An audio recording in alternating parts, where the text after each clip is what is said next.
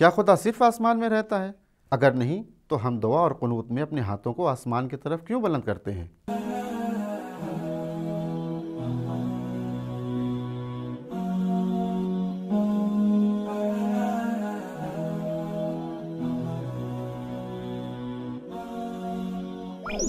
شیعہ عقیدہ، اعتراض اور جواب۔ بسم اللہ الرحمن الرحیم۔ زیادہ تر لوگ جوان بچے ہمارے یہ سوال کرتے ہیں کہ کیا خدا فقط آسمان میں رہتا ہے؟ اس لیے کہ ہم یہ دیکھتے ہیں کہ جب ہم دعا کرتے ہیں یا قنوت پڑھتے ہیں تو زیادہ تر لوگ اپنے ہاتھوں کو آسمان کی طرف بلند کرتے ہیں۔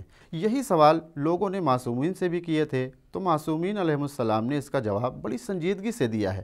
لیکن اس جواب کو دینے سے پہلے ہم آپ کے سامنے کچھ نکات اور پوائنٹس بیان کرنا چاہتے ہیں۔ ہو سکتا ہے کہ انہی پوائنٹ میں سے کوئی ایک پوائنٹ ایسا ہو جس سے آپ کا مسئلہ حل ہو جائے اور سوال واضح ہو جائے۔ آئیے اب ہم چلتے ہیں اپنے پہلے پوائنٹ کی طرف۔ جس طریقے سے دعا کرنا عبادت ہے، اسی طریقے سے ہاتھ کو اٹھا کر دعا کرنا بھی عبادت ہے۔ اس کی مثال اگر دیکھنا چاہیں تو ہم دیکھ سکتے ہیں کہ جب ہم تکبیرۃ الاحرام کہتے ہیں تو خود تکبیر کہنا بھی عبادت ہے، لیکن تکبیر کہتے وقت اپنے ہاتھوں کو کانوں تک لے جانا یہ بھی عبادت میں شمار کیا جاتا ہے۔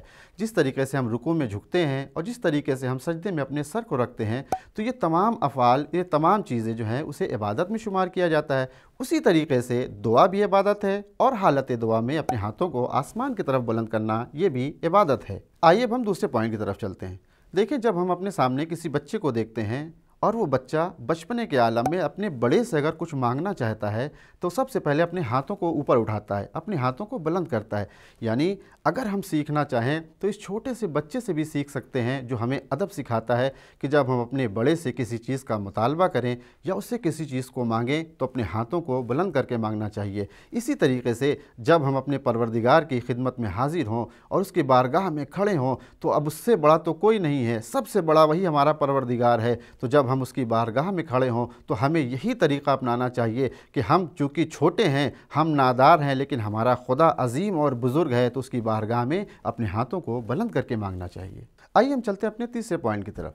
جب بندہ خدا کی بارگاہ میں حاضر ہوتا ہے تو اس کے ذہن میں یہ خیال ہوتا ہے کہ گنہگار بندہ ہے، نادار بندہ ہے، اپنے مالک کی بارگاہ میں کھڑا ہوا ہے، تو وہ اپنے آپ کو بالکل ہمہ خدا کے سامنے پیش کرتا ہے۔ اگر اس کی مثال دیکھنا ہو تو دیکھیں، جیسے ایک مجرم ہے کہ جب وہ عدالت میں آتا ہے تو وہ سوچتا ہے کہ اب جو کچھ ہے یہی قانون ہے، اس قانون کے سامنے وہ اپنے آپ کو حاضر کر دیتا ہے، اپنے ہاتھوں کو پیش کر دیتا ہے کہ دیکھو اب ہم یہاں پہ مجرم کی طرح کھڑے ہیں، جو کچھ ہے یہی قانون ہے۔ خدا کی بارگاہ بھی ایسی ہی ہے کہ جب انسان اپنے گناہوں کا تصور کرتا ہے اور یہ سوچتا ہے کہ ہم گنہگار ہیں اور وہ ہمارا خدا بزرگ و بالا ہے، تو اس کی بارگاہ میں انسان اپنے آپ کو پیش کرتا ہے اور حاضر کرتا ہے، تو بالکل پوری طریقے سے اپنے آپ کو خدا کے سامنے حاضر کر دیتا ہے۔ آئیے اب ہم دیکھتے ہیں کہ آخر جب امام سے سوال کیا گیا، معصوم سے سوال کیا گیا کہ انسان دعا کے وقت ہاتھ کو آسمان کی طرف کیوں اٹھاتا ہے، تو معصوم نے کیا جواب دیا۔ ہشام بن حکم امام صادق علیہ السلام سے روایت کرتے ہیں کہ ایک زندیق یعنی ملحد بے دین انسان امام کی خدمت میں آتا ہے اور آنے کے بعد کہتا ہے، مولا یہ بتائیے کہ انسان دعا کے وقت ہاتھوں کو آسمان کی طرف کیوں بلند کرتا ہے؟ کیا خدا صرف آسمان میں ہے؟ تو امام جواب دیتے ہیں کہ دیکھو ایسا نہیں ہے، خدا ہر جگہ پایا جاتا ہے، وہ زمین پر بھی ہے، آسمان پہ بھی ہے۔ قرآن کی آیت موجود ہے، فی السماء الہ وفی الارض الہ، خدا آسمان میں بھی ہے، خدا زمین میں بھی ہے، وہ ہر جگہ ہے۔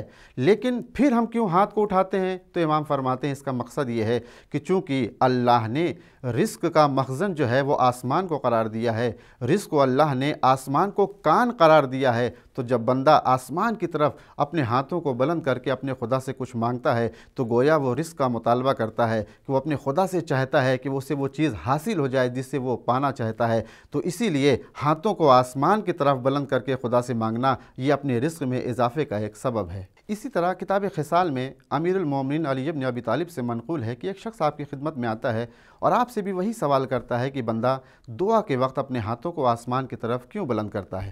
تو امام فرماتے ہیں چونکہ اللہ نے رزق اور دوسری تمام چیزوں کو آسمان میں قرار دیا ہے، اس لیے جب بندہ خدا سے وہ چیزیں چاہتا ہے تو اپنے ہاتھوں کو آسمان کی طرف بلند کرتا ہے۔ اور یہ صرف اسی طریقے سے نہیں ہے کہ فقط امام صادق علیہ السلام نے فرمایا، یہ امام علی علیہ السلام نے فرمایا، بلکہ ہم سنت پیغمبر میں بھی دیکھتے ہیں کہ رسول کی یہ سنت رہی ہے کہ جب بھی وہ نماز کے بعد دعاؤں کے لیے ہاتھ اٹھاتے تھے یا جب بھی بارگاہ خدا بندی میں وہ دعا کرتے تھے تو اپنے ہاتھوں کو آسمان کی طرف اٹھا کر ہی دعا کیا کرتے تھے۔ لہٰذا ہماری گفتگو کا نتیجہ یہ نکلا کہ خدا فقط آسمان میں نہیں پایا جاتا ہے، بلکہ جب بندہ خدا کی بارگاہ میں اپنے ہاتھوں کو بلند کر کے خدا سے دعا کرتا ہے تو اس کا مطلب یہ ہے کہ خدایا ہم محتاج ہیں، تو بے نیاز ہے۔ ایک محتاج جب بے نیاز کی بارگاہ میں آتا ہے تو بالکل اسی طریقے سے جیسے ایک بچہ بچپنے میں اپنے بڑے سے جب مطالبہ کرتا ہے تو اپنے ہاتھوں کو پھیلاتا ہے، تو خدایا ہم محتاج ہیں، جب ہم تجھ سے کچھ بھی مانگنا چاہتے ہیں تو اپنے ہاتھوں کو تیری بارگاہ میں بلند کر کے تجھ سے طلب کرتے ہیں تاکہ تو ہماری مراد کو پوری کر دے۔ فقط والسلام ورحمۃ اللہ وبرکاتہ۔